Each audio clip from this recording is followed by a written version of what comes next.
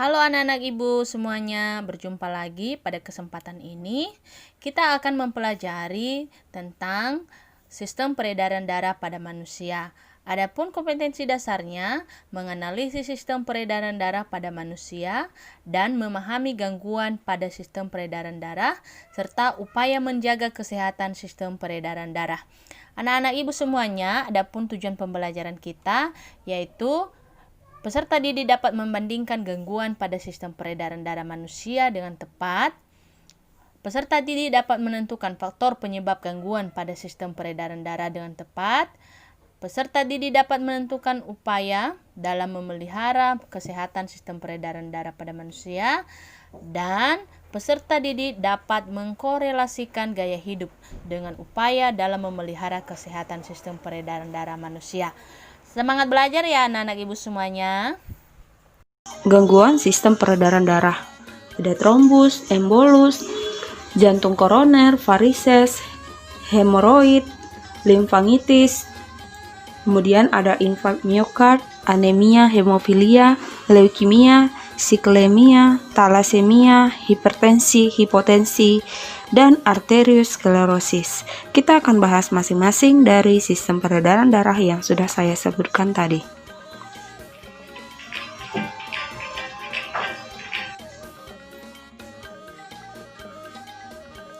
Oke, yang pertama kita bahas adalah anemia. Anemia ini adalah keadaan saat jumlah sel darah merah atau jumlah Hb dalam sel darah merah berada di bawah normal. Anemia ditandai oleh hematokrit atau presentase eritrosit dalam volume darah yang rendah.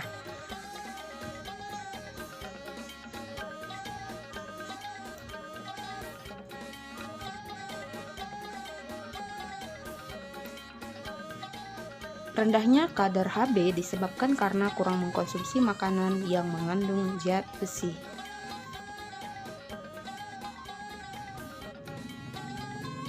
Nah, ciri-ciri penderita yang mengalami anemia adalah mudah lelah, pucat, dan sering merasa pusing.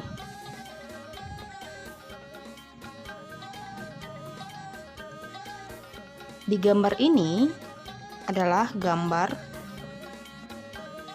orang yang menderita anemia dan keadaan sel darah merah normal.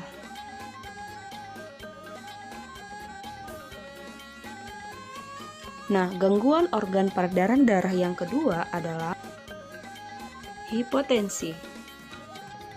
Hipotensi ini adalah tekanan darah arteri menurun hingga di bawah normal. Misalnya nih, hipotensi ini tekanan darahnya itu kurang dari 90 per 60 mm Hg.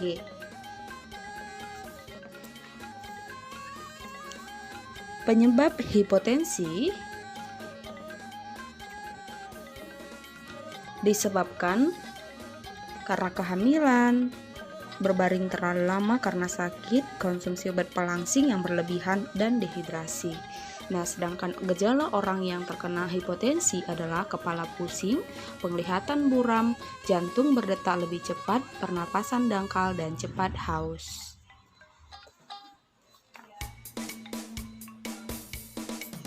Oke, ini yang saya sebutkan tadi.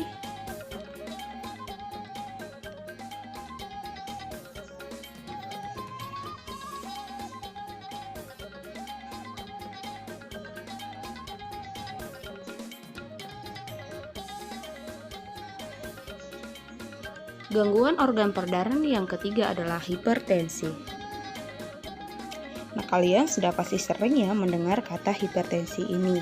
Hipertensi adalah kondisi tekanan darah arteri meningkat hingga di atas normal. Jadi kebalikan dari hipotensi tadi ya, misalnya itu tekanan darahnya lebih dari 140 per 90 mm Hg.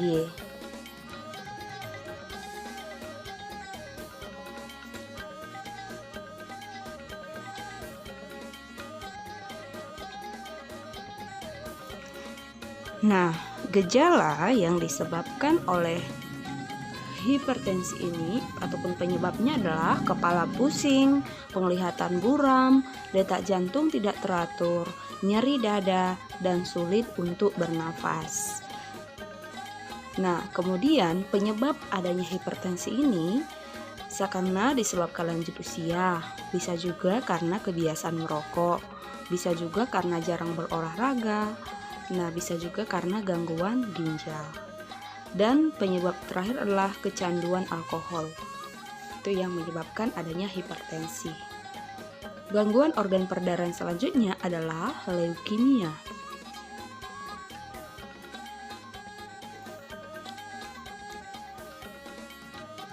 Nah, leukemia ini adalah gangguan produksi leukosit yang terlalu banyak. Jadi dia kelebihan sel darah putih yang jumlahnya di atas normal ya. Nah, ini adalah perbedaan dari darah normal dan orang yang menderita penyakit leukemia. Jadi, leukemia ini dapat terjadi pada semua umur, terutama anak-anak ya.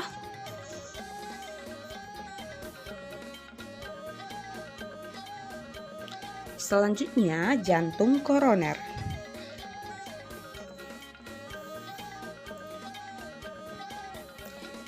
Jantung koroner ini adalah tersumbatnya arteri koroner sehingga aliran darah yang mencapai sel-sel otot jantung hanya berjumlah sedikit.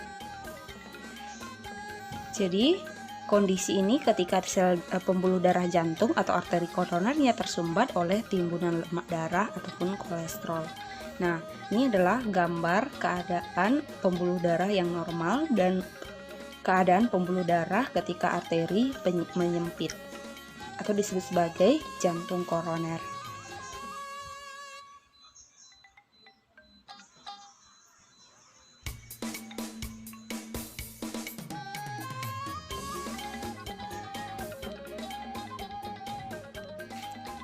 Selanjutnya adalah stroke.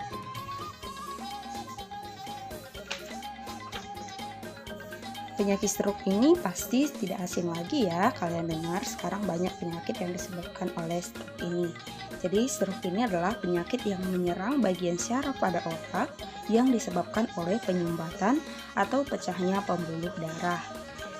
Jadi gejala orang yang stroke itu tungkai mata, tungkai mati rasa, kemudian bicara menjadi kacau ataupun kaku, wajah terlihat menurun. Dan banyak pastinya gejala-gejala lain ketika orang mengalami yang namanya stroke. Nah, penyebab dari stroke ini adalah adanya gumpalan darah pada pembuluh darah di otak, kemudian tekanan darah tinggi, dan pengaruh obat-obatan pengencer darah. Nah, itu dia gangguan pada peredaran darah yaitu stroke. Selanjutnya adalah hemofilia. Hemofilia adalah kegagalan dalam proses pembekuan darah pada pembuluh darah yang cedera. Artinya, darah sulit untuk membeku. Hemofilia ini disebabkan oleh faktor defisiensi atau faktor pembekuan darah. Sekitar 80% kasus hemofilia itu disebabkan oleh kelainan genetik atau penyakit keturunan. Selanjutnya siklemia. Siklemia adalah penyakit sel sabit ataupun penyakit genetik akibat mutasi gen yang menyebabkan sel darah memiliki Hb abnormal sehingga kekurangan jumlah oksigen dan berbentuk seperti bulan sabit. Sel sabit ini rapuh dan mudah pecah saat melewati pembuluh darah sehingga akibatnya terjadi anemia atau penyumbatan aliran darah, kerusakan organ, dan bisa juga menyebabkan kematian. Selanjutnya adalah talasemia. Talasemia adalah penyakit keturunan yang terjadi akibat kelainan sel darah merah. Sel darah merah berbentuk tidak normal, cepat rusak, kekurangan oksigen, dan berumur lebih pendek dari sel darah merah normal. Penderita ini memerlukan transfusi darah berulang-ulang seumur hidupnya. Selanjutnya, arteriosklerosis. Arteriosklerosis adalah penyakit degeneratif arteri yang menyebabkan sumbatan bertahap sehingga mengurangi aliran darah. Trombus. Trombus adalah gumpalan bekuan darah yang menyumbat pembuluh darah di tempat terjadinya kerusakan, contohnya setelah operasi. Embolus. Embolus adalah gumpalan bekuan darah yang bergerak di dalam sirkulasi dan terjepit di dalam pembuluh darah kecil. Varises. Varises adalah pelebaran pembuluh darah vena, biasanya terjadi pada anggota tubuh bawah seperti betis.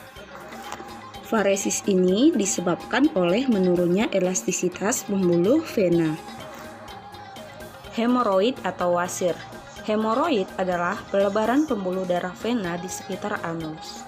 Penyebab wasir ini sebenarnya sederhana, yakni saat susah buang air besar tetapi dipaksakan mengeluarkan kotoran. Penyebab susah buang air besar ini adalah kurang minum, kurang makan serat, kurang olahraga, banyak duduk, dan mengangkat beban yang berat-berat. Limfangitis. Limfangitis adalah infeksi dan peradangan pembuluh limfa sehingga tampak garis-garis merah di bawah kulit. Jika terjadi infeksi, biasanya kelenjar pada ketiak dan lipat paha akan terasa sakit. Edema. Edema adalah akumulasi volume abnormal cairan interstisial pada ruangan di antara sel. Infark miokard. Infark miokard umumnya dikenal sebagai serangan jantung. Terjadi ketika sekelompok otot jantung mati karena penyumbatan mendadak dari arteri koroner. Hal ini biasanya disertai dengan nyeri dada luar biasa dan sejumlah kerusakan jantung. Demikian video tentang gangguan sistem peredaran darah. Sampai jumpa di video selanjutnya. Bye.